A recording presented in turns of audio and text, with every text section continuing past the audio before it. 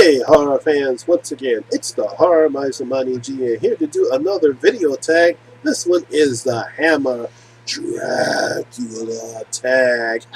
I'm gonna love this one. Now this tag was created by my good friend Sean Erschen. He has a channel called Sean Erschen Channel. Sometimes he's called it the Horror Corner when he does horror movies. And he created this tag and he tagged me in his video because he obviously knows that I love Hammer horror, and of course, one of my favorite Hammer horror films is Dracula, mostly starring Christopher Lee. And I grew up watching that when I was little, growing up in horror. I love Christopher Lee as Dracula. He is my favorite Dracula performer, and he did this tag. So here we go. Let's get started with the Hammer Dracula tag. Now there are 10 questions in the Dracula on the Hammer Dracula tag, and question number 1. What is your favorite Hammer Dracula film?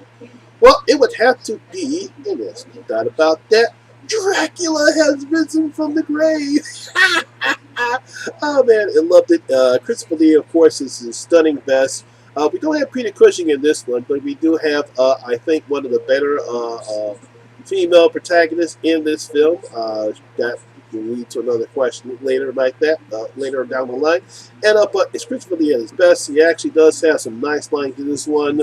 And one of my favorite lines in the film will answer another question, but it's just Dracula at his best. I always had a chance to watch it. Anytime this came on, when I was growing up, me and my brother would watch it because we just crack up laughing watching Christopher Lee do what he does best. And that's Dracula. So, favorite Hammer Dracula film? Dracula Has Risen from the Grave. Question 2 is a very interesting question. The first sequel, The Bride of Dracula, does not star Christopher Lee, but is considered one of the finest Hammer films. Would you have cast Lee in the film or leave it the way it is? Well, I would just leave it the way it is. It's a great film on its own. We don't need Christopher Lee in it. Yeah, his name was brought up, well, Dracula's name was brought up in it throughout the film, but it's its own film. It had its own vampire antagonist. It's a great horror film. There's no need for Lee to be in it. It's its own film, and I truly loved it. So, yeah, we don't need Lee in this film. Just leave it the way it is. Question number 3. Dracula dies in every film in the franchise. So what is your favorite Dracula death? Well, obviously, that has to go to Dracula Has Risen from the Grave after he gets nailed by this huge cross on his door. And he just looks so funny, dying. I couldn't help but crack. You have to understand, I was probably maybe 10, maybe 9 or 10 years old when I first saw this, and I just cracked up laughing. I thought it was funny, seeing him wobble around, blood coming out of his eyes. And of course, the weak priest is praying because at that particular point, you had to pray in order for a vampire to be killed. And he just really whoa, whoa, whoa. of course, he turns into dust. But yeah, favorite Dracula death is Dracula Has Risen from the Grave.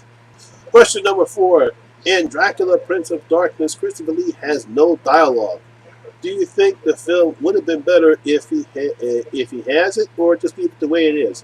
No, there's no need for him to be dialogue because he's just as menacing, just as frightening, and just as commands on the screen without him speaking. You know, the face he has, the debonair, the evilness that he exudes, especially when the camera freezes on his eye when he hypnotizes victims. There's no need for him to speak. Yeah, I know. He's spoken in other films before, and Christopher Lee has that great deep voice, especially later on. Especially later on, we come to know with that great baritone voice he has. But there's no need for him to speak in Dracula, Prince of Darkness. Question number 5: what is your favorite Van Helsing moment in the franchise? Now, there are plenty of them, a lot, but my favorite one obviously is the Horror of Dracula. We saw Peter Cushing battling Dracula. He goes and after Dracula almost bites him and he pulls him off, he pulls down the drapes. He exposes Dracula to sunlight, and then he gets these 2 candlesticks and does the cross. And Dracula crumbles to dust. And some others, but that's basically my favorite Van Helsing moment in the franchise. Question, excuse me. Question number 6: Who is your favorite actor, actresses besides Christopher Lee and Peter Cushing in the franchises? Well, this was a very tough question. It took me a long time to find it. I could have gone with Rupert Davis in Dracula's Risen from the Grave, but I decided to go with Veronica Carlson. Yeah, Veronica Carlson. Yeah, she plays a very good protagonist in the film. No, she's not. I mean, she's a damsel in distress, but that's what they all were. But she actually does hold her own in Dracula, and eventually, she's the reason why Dracula gets killed in Dracula has risen from the grave. So definitely, Veronica Carlson will be in that film. Now, question number 7: What is your favorite Dracula kill in the franchise? And now, Dracula does some decent kills, but they're all boring, and he looks at their eye and he takes them and bites them on the neck. He really doesn't kill anybody, but an unknown movie called The Scars of Dracula, I think that's one of his best kills because it's kind of unusual, where he actually takes one of the servant girls, I forget her name, and really stabs her. He basically stabs her, and that's unknown for a Dracula to stab somebody. Normally, he just either chokes them, bites them, or bites them or strangles them. But literally to stab them, I guess he really pissed him off. But yeah, best kill for Dracula, The Scars of Dracula, for a pretty unknown Dracula film. Question number 8: What is the worst Hammer Dracula film? Well, this was pretty easy. I think it was called the Legend of the Seven Golden Vampires. Can't believe it. Hammer teamed up with the Shawn brothers. I guess they wanted to catch up on the kung fu that was become very popular, especially when Bruce Lee's Enter the Dragon came playing in the United States, and everyone went kung fu crazy. I know back during grade school when that movie came out, everyone wanted to be kung fu's.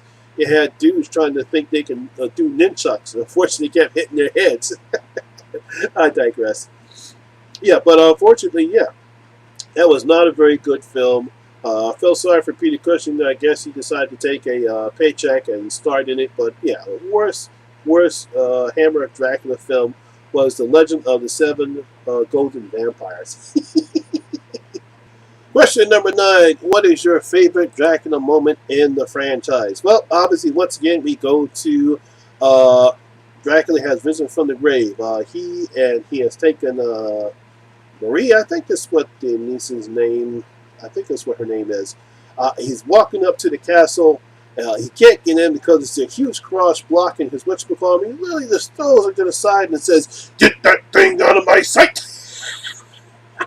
I was trying to find the audio for the video, but I can't find it. But it's so funny. Get that thing out of. I still crack up. Can't help it. The scene was so funny. That was my favorite moment of the Dracula horror film series. Get that thing out of my. I can't help it. Until this day, I still find it funny. And now, Dracula. And now the 10th and final question. In Dracula AD 1972, they brought Dracula into the modern age. Do you think this was the right choice? If not, what would you have done differently? Well, they had to do something different. At that time, they were Hammer production was fighting against the American cinema for horror. No longer people were interested in the Gothic feel that Hammer had all this time. The Gothic feel, the castles, and the mid early 20th century. I think that's mostly all those films were in. They needed to modernize their films, and that's the reason why I thought it was a good idea. Hey, let's bring Dracula on to modern times, because we had to compete with the American audience. And this was right before, if I'm not mistaken, before The Exorcist came out. But you had Psycho, you had The Birds, you had Rosemary's Baby. All of these were now starting to compete with Hammer, and these were all in modern times. And Hammer was still stuck in their old Victorian ways. So they had to change their way of how they filmed their horror. So I'm glad that they decided to bring Dracula, which was their mainstay at the time, and bring him into modern times. And it was a pretty decent film. So yeah, I'm glad that they decided that was the right choice, was to modernize Dracula.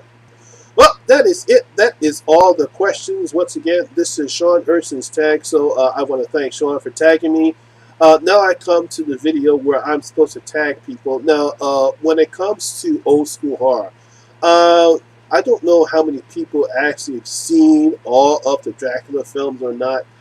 So I'm going to leave it at this. If you've seen all the Dracula films, or you feel as though that you can do this tag, then go ahead and do it. You've now been officially tagged by the Horror Miser Monty G. Just make sure that you give the credit to Sean Erschen, because this is his tag, and I'm pretty sure he'll make a playlist for it. And once again, that's my video for today. And if you guys loved it, well, please give it a thumbs up, because it does help the channel a lot. And once again, if this is your first time here, please hit the subscribe button and ring that notification bell. That way you can come and enjoy the horror experience with me, the Horror Miser Monty G. And as always, all my social media links will be down in the description box below as well. Once again, my name is Lamont Smith, better known as the Horror Miser Monty G. And always remember, the rules. Get that thing out of my sight!